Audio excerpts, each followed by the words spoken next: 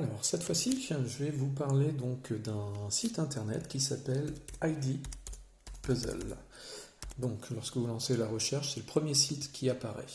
Alors, en fait, ce site me permet de traiter ou de travailler des vidéos en insérant des questions, un questionnaire par exemple, en insérant des notes écrites ou bien des notes audio. Tout d'abord, vous arrivez sur la page d'accueil. Bon, comme pour tout site, il faut d'abord s'inscrire. Alors, vous êtes donc enseignant, vous avez soit la possibilité de vous inscrire directement avec votre compte Google si vous en avez un, ou sinon s'inscrire via le site en insérant donc nom, prénom, votre adresse email, vous créez votre mot de passe, vous indiquez éventuellement votre ville, et ensuite vous validez. Bon, moi j'ai déjà un compte, donc on va y revenir, je vais directement me signer avec mon compte Google, parce que c'est plus rapide. Ensuite, vous arrivez sur la page d'accueil, donc votre compte ici, vos classes, le bulletin de notes et ensuite votre contenu. Donc on va rester sur classe. Ici apparaissent mes différentes classes. Je peux éventuellement en ajouter une. Donc on va voir ça tout de suite, comment créer une classe. Le nom, on va indiquer la 3e set. La description, là c'est pour un essai, donc ça permet d'aller plus vite. Et là vous voyez qu'il y a deux types de classes. Soit une formule classique, soit une formule open. On va voir à quoi correspondent les deux. Donc moi je vais rentrer sur une formule open. J'indique créer la classe. Et là je suis donc sur la classe de 3e set. Pour les 3e 1, j'ai fait open et classique. Alors, en fait, la version classique, les élèves vont devoir créer aussi un compte et ça vous permettra ensuite d'effectuer un suivi donc avec le bulletin de notes ici. Donc là on voit les 3e 1, il y a eu une seule évaluation, donc là pour le moment il n'y a qu'un élève, si vous en avez plusieurs vous les rentrez ici. Et voilà l'intérêt de faire un classique. Bon, j'ai pu découvrir qu'en faisant open, on pouvait tout de même envoyer le lien ou le questionnaire donc, aux élèves sans qu'ils aient besoin de s'inscrire. Donc moi personnellement je vais privilégier cette option. Donc, une fois que la classe est créée, on voit qu'on peut inviter les étudiants ici. Donc, en copiant le lien, vous leur envoyez. Pour la formule classique, vos élèves sont répertoriés ici. Ça vous permettra de voir tous les élèves qui sont déjà inscrits et vous pouvez les inviter également. Ensuite, le point intéressant, donc, ça va être le contenu. Là, vous allez dans My Content, donc mes contenus à moi. Donc là, il y a déjà des vidéos qui sont présentes. L'intérêt, là, ça va être d'essayer de créer une vidéo avec un questionnaire. Donc je fais Add Content. Pardon pour mon anglais. Donc là, vous avez donc 4 possibilités. La première, c'est ajouter un fichier. C'est simplement pour organiser vos vidéos. Ensuite, c'est que les élèves fassent un projet, c'est-à-dire fassent ce que vous allez faire dans la vidéo. Moi, je ne l'utilise jamais et je pense que je ne l'utiliserai jamais, c'est assez compliqué. Là, c'est télécharger une vidéo que vous avez dans votre ordinateur. Donc, vous voyez, choisir un fichier et là, il ouvre ce qui est sur mon ordinateur.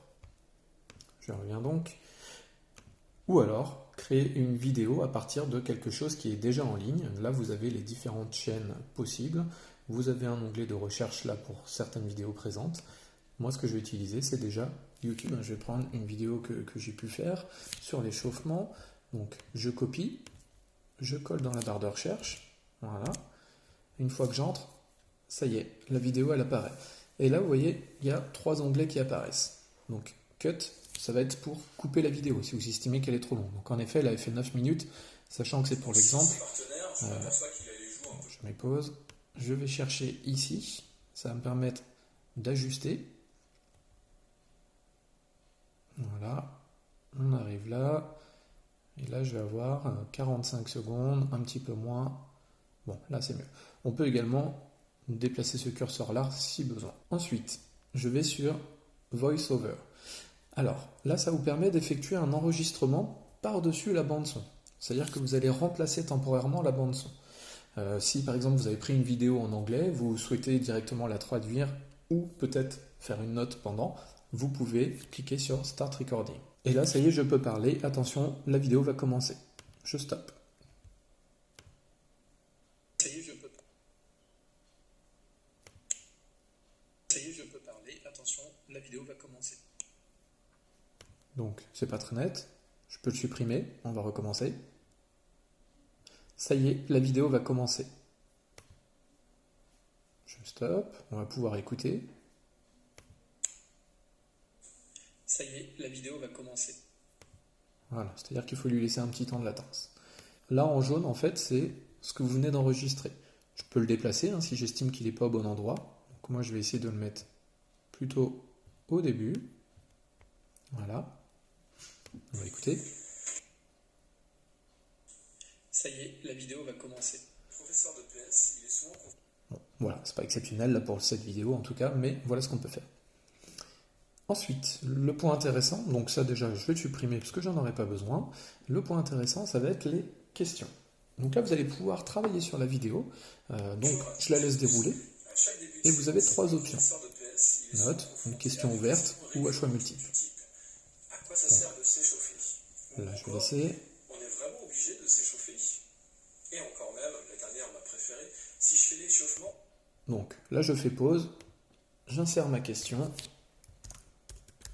Quel va être le thème de cette vidéo? Ici, comme c'est choix multiple, j'indique des réponses. L'échauffement, la course à pied, et je peux en ajouter une nouvelle. Donc ici, ça va être le football, puisqu'on terminait par ça. Si j'estime qu'il y a plusieurs réponses correctes, donc par exemple l'échauffement et le football, je mets en vert ici et là.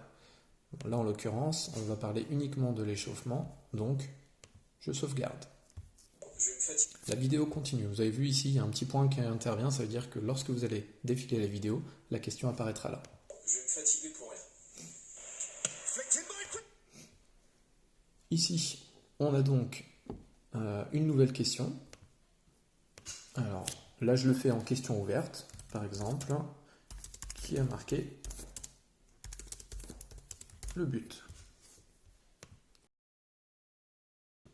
Là, je marque, je continue. Voilà. Là, je vais faire une pause et je peux ajouter une note, un texte.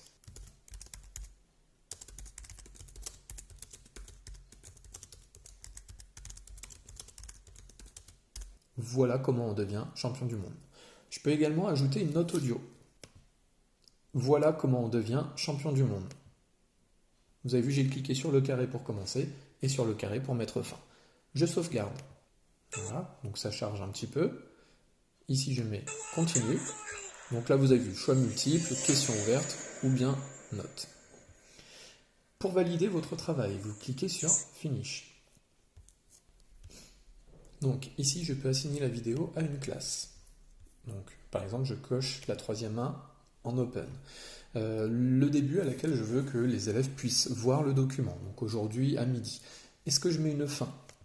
Donc on va mettre demain soir en l'occurrence, 11h59, quasiment minuit.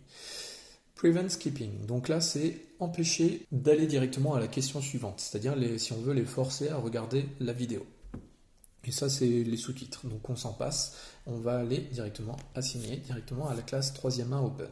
Donc là je peux revisionner, ici j'ai un retour sur les questions que j'ai fait, d'accord, quel va être le thème de la vidéo, et qui a marqué le but. C'est les deux seules questions. Je rappelle, le troisième indice, c'était une note. Maintenant, je vais indiquer comment je fais si je suis élève. Donc là, je vais partager directement le document.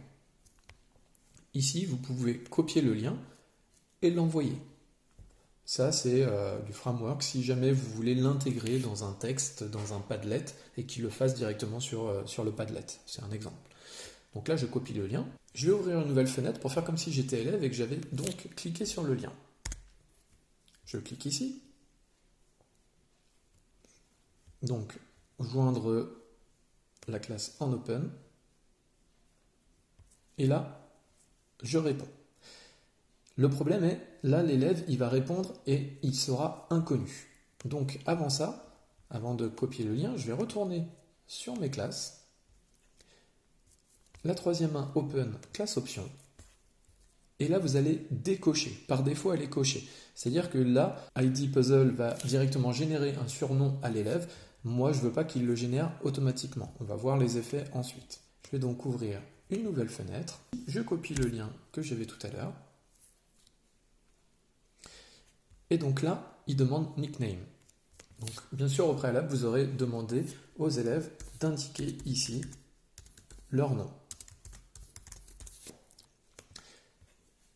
Donc l'élève, il va arriver directement sur la vidéo. À lui d'essayer de répondre. Alors vous voyez que s'il veut cliquer, c'est marqué lock, il ne peut pas avancer parce qu'on a mis prevent skip. Donc on est obligé de laisser défiler jusqu'à aller à la première question. Encore, on est vraiment obligé de s'échauffer. Et encore même, la dernière, ma préférée, si je fais l'échauffement, je vais me faire... Là, il se retrouve devant la question. Il va indiquer que ça répond à la course à pied. Donc là, il a faux. Il va continuer parce qu'en fait, il ne peut pas répondre une deuxième fois. C'est bon à savoir. Qui a marqué le but? On va indiquer Monsieur Roulier. On soumet. On continue. Voilà comment on devient champion du monde. Il écoute la note. Voilà comment on devient champion du monde. Voilà. Il continue.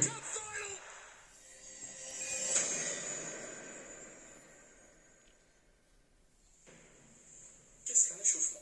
Alors, comme son nom l'indique, l'échauffement... Une fois arrivé à la fin de la vidéo, il va pouvoir consulter ses résultats. Donc 100% complété, 0 de correct.